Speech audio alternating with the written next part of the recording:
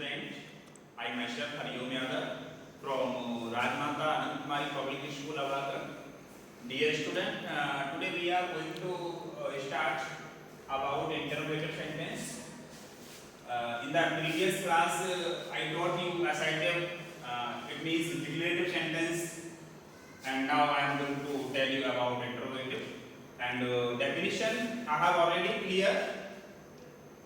Now, who is used to refer to a subject, while who is used to refer an object. देखो who जो होता है ना, who का use है ना, who क्या होता है, who भी एक प्रोनाउन होता है. तो कैसा प्रोनाउन होता है? इंटेरोगेटिव प्रोनाउन होता है.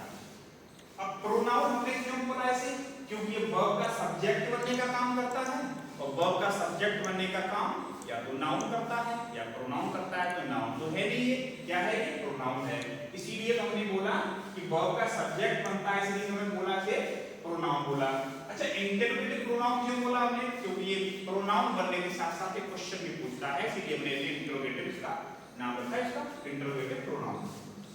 लेकिन हु वर्ब का सब्जेक्ट बनता है और हु वर्ब का ऑब्जेक्ट बनता है. इसीलिए कहा जाता है हु सब्जेक्टिव केस और हु ऑब्जेक्टिव केस में यूज करते हैं. जैसे who wrote this letter to you, आपके लिए यह पत्र किसने लिखा. तो रोट या वर्ब है, वर्ब का सब्जेक्ट कौन बन रहा है? हु, और सब्जेक्ट बनने का काम या तो नाउन या प्रोनाउन. तो नाउन तो है नहीं, क्या है? प्रोनाउन है. कौन सा प्रोनाउन है? इंटरोगेटिव प्रोनाउन है. तो हु का यूज किया. Reena wrote this letter to me, Reena ने मेरे लिए यह पत्र लिखा. Whom are you writing this letter to? आप यह पत्र किसके लिए लिख रहे हो? तो whom यहाँ पर ऑब्जेक्ट है. सब्जेक्ट क्या होगा? वर्ब हमारी राइटिंग है, हेल्पिंग वर्ब है, इसका सब्जेक्ट यू हो गया, है ना. और whom क्या है यहाँ पे? ऑब्जेक्ट बोला जाएगा. I am writing this letter to Reena, मैं रीना के लिए यह पत्र लिख रहा हूँ. तो whom को हम यूज करते हैं सब्जेक्टिव केस में और whom का यूज करते हैं हम ऑब्जेक्टिव केस में. What is used to inquire about people's trade or profession? What का यूज हम लोगों के प्रोफेशन को जानने के लिए, उनका ट्रेड जानने के लिए, इंक्वायरी करने के लिए करते हैं. What is also used to inquire about things, और what का यूज थिंग्स की इंक्वायरी करने के लिए भी किया जाता है. थिंग्स के बारे में पूछना है तो भी किया जाता है. जैसे हम पूछते हैं व्हाट इज योर फादर, आपके पिता क्या है? My father is a doctor, मेरे पिता एक डॉक्टर हैं. तो यहाँ पे हमने क्या पूछा? प्रोफेशन पूछा पिताजी का. What is in that cupboard, उस अलमारी में क्या है? My books are in that cupboard. Reply हुआ मेरी पुस्तकें हैं उस कपबोर्ड में. तो व्हाट का यूज हम थिंग की इंक्वायरी के लिए भी करते हैं.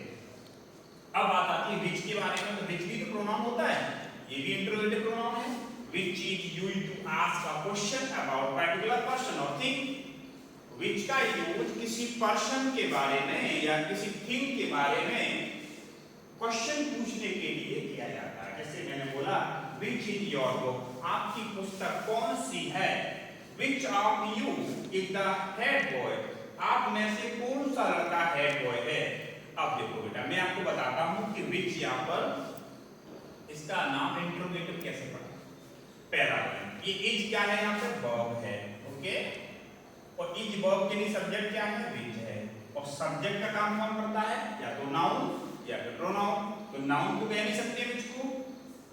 अच्छा, क्या बोलेंगे फिर? प्रोनाउन बोलेंगे. तो ये विच क्या हो जाएगा? यहाँ पे प्रोनाउन हो जाएगा. अच्छा, इसको इंटरोगेटिव प्रोनाउन क्यों बोला? क्योंकि ये प्रोनाउन तो बन रहा है लेकिन साथ में क्वेश्चन पूछने का भी तो काम कर रहा है, इसीलिए इसे बोला जाता है इंटरोगेटिव प्रोनाउन. ये भी यहाँ पे इंटरोगेटिव प्रोनाउन है. ये इज का सब्जेक्ट है. ओके, हाँ dear student, remember an interrogative adjective is followed by a noun और a pronoun in the sentence. An interrogative pronoun is generally followed by a verb. ये जो वर्ड मैंने आपको बताए हैं वर्ड, है ना, ये इंटरोगेटिव प्रोनाउन भी होते हैं और यही वर्ड इंटरोगेटिव एडजेक्टिव भी बन जाते हैं. अब कंफ्यूज नहीं होना है कि अब यही वर्ड है, कभी तो ये इंटरोगेटिव प्रोनाउन बनेंगे और कभी इंटरोगेटिव एडजेक्टिव बनेंगे. तो हमें कैसे मालूम पड़ेगा इंट्रोगेटिव एडजेक्टिव हो गई। बेटा जब भी ये वाले वर्ड यूज होंगे एज इंट्रोगेटिव एडजेक्टिव, तो ये ठीक किसी न किसी नाउन से पहले आ रहे होंगे और उस नाउन को ये क्वालिफाई कर रहे होंगे। तो देखो ये what colour in her new dress, उसकी ड्रेस का, उसकी नई ड्रेस का कलर क्या है। तो कलर वर्ड यहाँ पे एक नाउन है, तो ये वर्ड इस कलर को क्वालिफाई कर रहा है नाउन को, तो ये एडजेक्टिव हो जाएगा। और क्वेश्चन भी पूछ रहा है तो इंट्रोगेटिव एडजेक्टिव हो जाएगा। What is the colour of her new dress, oh what भी कलर को क्वालिफाई कर रहा है ना, तो ये भी एडजेक्टिव हो जाएगा इंट्रोगेटिव। ये नहीं, ये प्रोनाउन हो जाएगा। What is the colour of her new dress है ना, interrogative pronoun followed by the verb is. यहाँ पर ये इज है ना, ये वर्ब है, इसका ये सब्जेक्ट बन रहा है और अकेला आ रहा है। अगर व्हाट वर्ड अकेला आएगा सब्जेक्ट बनकर तो वो प्रोनाउन हो जाएगा। अगर व्हाट वर्ड के साथ कोई नाउन आएगा तो व्हाट वर्ड क्या बन जाएगा, एडजेक्टिव बन जाएगा। क्लियर सी बात है। अब वर्कआउट आपकी एक्सरसाइज है बेटा, समझिए। एक सेंटेंस समझा देते हैं, आपको एक्सरसाइज करनी है।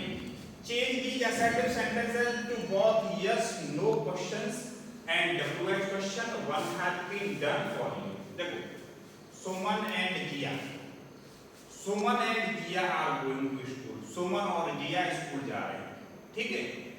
एक तो सेंटेंस आपको बनाना है यस नो क्वेश्चन, एक तो आपको बनाना है yes no question. Yes no question कैसे बनेगा, हेल्पिंग वर्ब को सब्जेक्ट से पहले रखेंगे और सब्जेक्ट को हेल्पिंग वर्ब के बाद रखेंगे, तो वहां जो रिप्लाई मिलेगा तो हमें यस या नो में ही तो मिलेगा, तो वो क्वेश्चन बन जाएगा आपका, यस नो क्वेश्चन बन जाएगा। तो हम करते हैं आर, आर हमने क्यों लगाया, क्योंकि प्रेजेंट कंटीन्यूअस है, आर वर्ब लगी हुई है इसमें, आर को मैंने पहले रखा। Are Suman and Jiya going to school. अब हमको किसी से पूछ रहे हैं are Suman and Jiya going to school, क्या सुमन और जिया स्कूल जा रहे हैं, इसका आंसर हमें यस या नो में तो मिलेगा। ये कौन सा क्वेश्चन हो जाएगा, यस नो क्वेश्चन हो जाएगा। अच्छा अगर हमको इसे बनाना है WH क्वेश्चन तो हम क्या बोलेंगे, where are Suman and Jiya going, Suman और जिया कहां जा रहे हैं।